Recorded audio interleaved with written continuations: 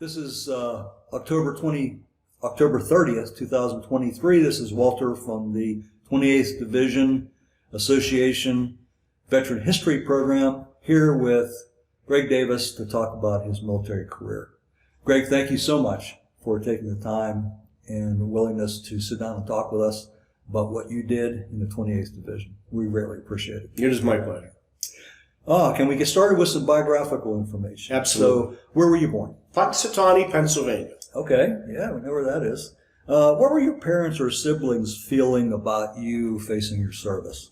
I was the fourth child of six in my family and the fourth child to enlist in the military. So it wasn't that big of a deal, although, my mother was, I was young. I tried to enlist when I was 17. They said, no, go back and finish high school and then come talk to us. But I turned 18 June 26th, July 10th, I was gone. So I think that affected my mother more so than my father. But it usually does affect the mother. Yeah, but generally speaking, it was a normal thing for people to do in my family, is to go into the military. What primary or secondary schools or college did you attend?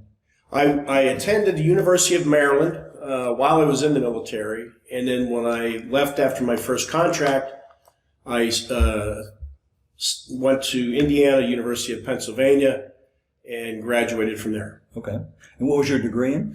I had 2 degrees, an Associate of Arts and a Bachelor of Arts in Criminology. Okay, great. What kind of jobs did you hold prior to entering the military? You entered at a young age, so probably not a lot of jobs. Right? Yeah, normal kid stuff. I mean, I worked for a grocery store as a packer. I worked at a slaughterhouse. I worked on a dairy farm. I baled hay. In the summer, we would collect wild fruit, sell that, cut lawns, shovel snow, all the things that kids did back then. Sure. Can you tell us a little bit about when you went into the military? And you said you volunteered, right? Yes, sir. And you said when you joined, but tell us a little bit about when you first went into the military. What was that like? Well, I was 18 years old. I was from Punxsutawney, Pennsylvania, and I went from there to Fort Dix, New Jersey, where my basic training was, and I was surrounded by people that I would not have normally been surrounded by, and some of them weren't even speaking English; they were speaking Spanish. It never occurred to me that there were so many people, again, being from Punxsutawney, that didn't look like me. But the wonderful thing about immersion in that sort of environment is it makes you very quickly understand that nobody or not everybody looks like you, number one, and number two, it's okay. Yeah. When did you first become a member of the 28th Infantry Division? I came home in 1977 from my first contract. I spent 1 year in the United States Army Reserve and quickly departed that because I wasn't fitting in well with the field artillery unit as a military policeman. So in 1978, I started going to school. Started looking around for some work, and 8 years after my departure from the USAR, I walked into a recruiter in Indiana, Pennsylvania, and had everything I knew he was going to need, put it on his desk, introduced myself, and said, put me in the 28th Infantry Division. Okay, sounds good. And what type of training or schooling did you receive once you joined the unit, the 20th Division, if any? I came into the division as an enlisted guy and knew immediately that in part of the preparation stage of coming back in, I wanted to go to Officers Candidate School. Officers Candidate School is one of the few commission source ways to become an officer. And I had to get an age waiver to come back into the Army.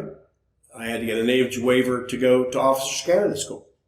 And then off I went to Officers Candidate School. Following that, I was sent fairly quickly to Fort McClellan, Alabama for my officer's basic, which is really the first formalized school for officers who are newly commissioned. Later in my life, I would go to military police officers advance, military intelligence officers advance, counterintelligence special agent course, command and general staff college, and a few other shorter courses. What's your most vivid memory of all those courses? Is there anything, one thing that stands out in your mind, both positive and or negative? Returning to the Military Police Corps Regiment, first as an enlisted soldier and then as an officer, was a defining moment in my career. I enjoyed being in the Army, and I enjoyed being a military policeman. I really didn't have a big desire to go elsewhere in another branch. But however, because the Military Police Corps Regiment is so small, it's only 4% of the Army, I knew at some point in time I was going to have to take a diversion into another branch. I chose military intelligence. And as a result of a deployment where I was tasked with managing human intelligence service members, I realized I didn't know nearly as much about it as I should. And so when we got back from the deployment, I asked and was permitted to go to the counterintelligence special agent course so I could manage these service members better for the benefit of both them and the Army. And so that was a unique process to go through that school. It's a very, very small school. I think we had about 20 students in my class. And it is so, because it's an intelligence related school, it is so precise on completing the requirements and making sure that you've been trained and you can demonstrate that you know what you're doing. It is an arduous process. And it was one of my highlights of my career is to graduate from an Army school at Fort Huachuca, Arizona. Would you say that was one of the most difficult times during your military career, deployments aside? No, I would probably say military police officer's basic was probably more arduous. I was 32 years old. I smoked a pack and a half of cigarettes a day at the time. I'm glad to say that I don't smoke anymore. I quit some time ago. But we were running 8 miles a day, 3 days a week. 3 days a week, 8 miles a day. And that's a long way to run. But like everybody else, you know, I got through it and I got better as time went on. When I graduated from military police officer's basic, I weighed about 175 pounds and could run like a gazelle and still smoke cigarettes. Took me watching my father die of lung cancer to know I couldn't go on with this. Yeah. And unlike a lot of people, I just quit. Yeah. And that was a struggle for a little bit, not long, but it was definitely the way to go. Yeah. I know you mentioned that you've deployed a couple times to combat zones. Is there any one particular deployment that stands out in your mind as being either very difficult, perhaps enlightening, perhaps challenging? Any one particular one that stands out to you that you'd want to share? Probably the one in 60607. We were in Baghdad, Iraq. We got there before the surge. We were there throughout the surge, and the surge was still going on when we rotated back out again. We were rocketed every day, either 107s, occasionally 122s if they could get their hands on them, and they shot mortars at us all the time. Some days, all day, every day. We lost a service member, Sean Michael Thomas. He was killed 27 March 2007. Probably about 30 hours on that day. He was killed by a rocket that also killed another service member, wounded a couple of innocent bystanders, if you will. There was a lot of activity going on at the time, and there was always things that required immediate attention, because if it wasn't addressed, somebody could get themselves killed. That was a hard experience, but in all fairness, I was well prepared for it. I mean, I'd been steeled well enough that I was good to go. During those deployments, is there any one that stands out in terms of friendships that you might have made or camaraderie that has lasted since the deployments? Throughout all my military career, I've had wonderful opportunities to meet and work with people and developed literally lifetime relationships. I mean, I still talk to guys that I was in Germany with in the late 1970s. That particular deployment, now Major retired, Andrew Barrow, Lieutenant Colonel retired, Jim Fritchie, both members of the 28th ID. We worked very closely every day, and so our relationships are probably more close than a lot of others in the unit, because the unit was broken up by directorates, and I headed the directorate. But Sean Thomas used to come into my office every 2 or 3 days and sit, and we would just laugh and talk about dumb stuff, because everything else was so serious over there that you couldn't dwell on it all the time. We talked about, when we were going to come home, what we were going to do. He had a very, very young daughter when he deployed, and she lost her father. Is there any particular things that you can recall that were humorous? And in the same deployment, I was the provost marshal. I was the chief force protection officer. I was assigned a bunch of other things that were related to those job titles.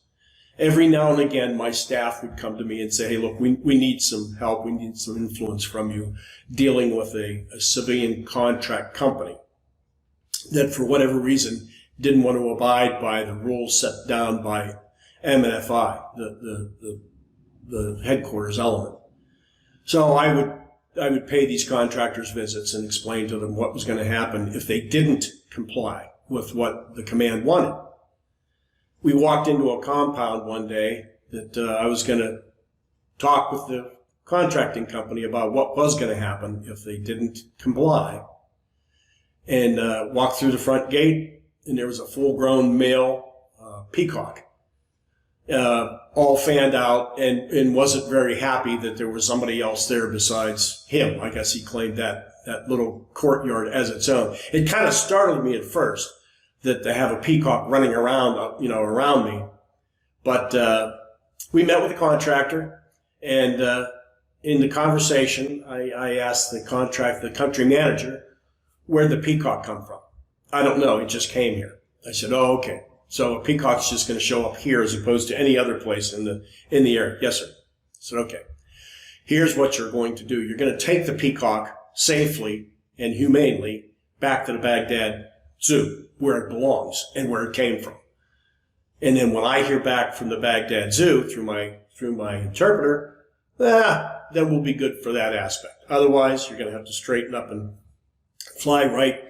And when my operations officer, Major Barrow, says this is what you're going to have to do, that is going to be what you're going to do.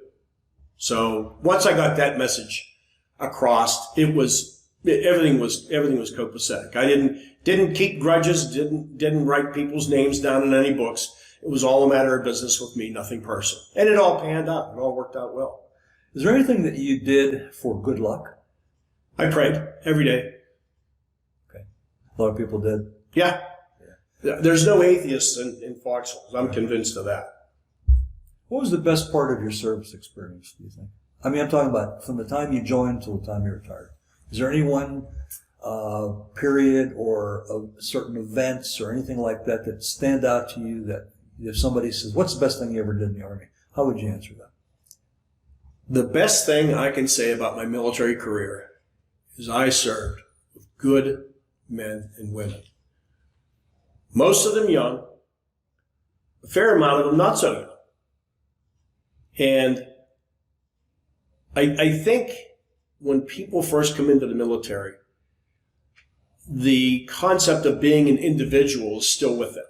It's all about me, me, me. Well, anybody who's been in the military long enough will come to the understanding that it's not about you. It's about the man or the woman in front of you, behind you, to your port, to your starboard. That's what's important. And if you take care of that, everything else will fall in line. It's kind of like it's an epiphany of living. Like when you finally get it, when it finally comes to you and you accept it, it's an eye-opening experience. And how you soldier is for the better of it. And once that happens and you realize who's around you, the easier it will be. Soldiering is not an easy job, but it's easy to understand why it functions so well. Yeah, it's a good point. Do you recall the last day of your service? Did anything in particular stand out to you, or was it just a paper exercise? December 7th, 2014, I retired. And I picked that day for a reason. It was to remind me throughout the rest of my life that on that day I retired from a life of soldiering. And it was also the same day that our country was attacked, before we entered into World War II. Did you use the GI Bill after or during your service to increase your education? I did. I started college while I was overseas. That was free of charge. I mean, we could go to college classes and not have to pay for them. But when I came home from my first deployment in the 70s, I had already been accepted to Indiana University of Pennsylvania, and I just needed to get the paperwork lined up. And they had at the time a very good vet's office. I don't know what it's like now, but at the time it was a very good vet's office. And they helped me, shepherded me through the process of getting my GI Bill started. Did you join any veterans organizations after you retired? I did. I am a life member of the Veterans of Foreign Wars. I'm a life member of the Disabled Americans Veterans Association. I belonged to the American Legion for about 32 years, I think. I think that's about it. Do you participate with those organizations actively? No, we lost our lodge. We lost our post, our VFW post, probably about 3 years ago now. And they're trying to get it cranked back up. But I'm from the old lodge. I'm from the old post, and that's just that's not my passion anymore. Now it's more veterans focused. I sit on a veterans board. I'm involved with the Veterans Treatment Court through Indiana County Court of Common Pleas. And I support various other military organizations. Well, I know you're a member of the 20th Division Association, and just to let you know that we are working actively on providing a Zoom link for people who may not be able to attend meetings. So that's something to look forward to in the future. That we want to get more veterans involved who may live pretty far away, that just can't make the meetings, and in most cases they can activate a Zoom link. That would be something that I would be of interest in, because I, like a lot of people in my military career, I reached a point in my career where the old adage, in order to survive, you must drive, exists. That is to say, when I was promoted to major, well, there's not a whole lot of major vacancies out here, so you have to go to where they're at. And there was a time in my life where I was driving back and forth to Indiantown Gap twice a week because I was assigned there. I worked there. I worked at the division headquarters. But, there's not a lot of cause for me to drive 214.7 miles anymore. So I would be very interested in seeing the association meetings, because of all the associations that I do belong to, that's closest to my heart. I spent 32 years, 6 months and 12 days in the military, and 28 of those were with the 28th Division. That's outstanding. Do you attend reunions? We've only had not just the 28th. I mean, any other. Well, no, we've only had one for the deployments that I had, and that was for the 10-year anniversary. And I don't know if there's going to be any more scheduled. Military reunions seem to be things of the past that service members or veterans or retired service members, they don't look at it like the World War II men and women. I mean, they went to every one of them. My wife's father was a B-17 driver during World War II, got shot down on his 9th mission. And he stayed in touch with other members of the unit, went to reunions. So that's the big difference between then and now, from my seat anyway. What was the highest rank you achieved before retiring? I retired as a lieutenant colonel. Okay, great. How do you think your military experiences have affected your life? It drives my life. Everything I do is taken into context by my military experience. Things like, and it sounds a little odd to some people, but they've never experienced. Things like tying my shoes. My left shoelaces are laced left over right, and my right shoelaces are laced right over left, because that's the way it's done in officers' candidate school. And what that teaches you is it teaches you detailed instructions, number one, and paying attention to details, noticing the small things in order to make you a more well-rounded service member. But all my clothes are hung up in the closet the same way, and they're all facing the same direction. And again, some people say that's kind of odd. Nah, not really, not to us, not to people like us. But every day it's part of my life. You kind of touched on it, but what lessons have you learned from your military experience, military service? Diversity is the high mark of an organization. Everybody can't be like me. And I can't be like everybody in the sense that I'm a separate entity within an organization. In the military, even after all the strife that we've gone through in the last 3 or 4 years about diversity, inclusion, the military is the classic model of an organization by which its members really don't care what you look like, really don't care what religion you have. We just don't care. What we care about is, will you do your job? Will you have my back while I have yours? And if you're part of that mindset, service members typically don't get too enthralled with things that mean nothing to them. I spent my entire life with pronouns. It started out with trainee and ended with lieutenant colonel. So, I mean, we never had problems with pronouns either. We always knew what everybody was. Now it's retiree. Yeah. Now it's retired. So, but you know, that was probably the high mark. I tell people that when I was growing up in Punxsutawney, we're talking about the 60s and the 70s. I never saw a black person in the flesh until I was about 14. And he was a state trooper and carried a gun. We didn't think less of him because he happened to be black, but like we just never saw any black people. There was Punxsutawney, Pennsylvania.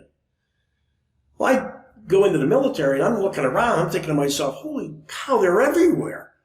Not knowing that the world is a very diverse place. And the Army attracts a lot of people from different backgrounds, much like me. I was just a poor kid from Punxsutawney, and I ended up in the military.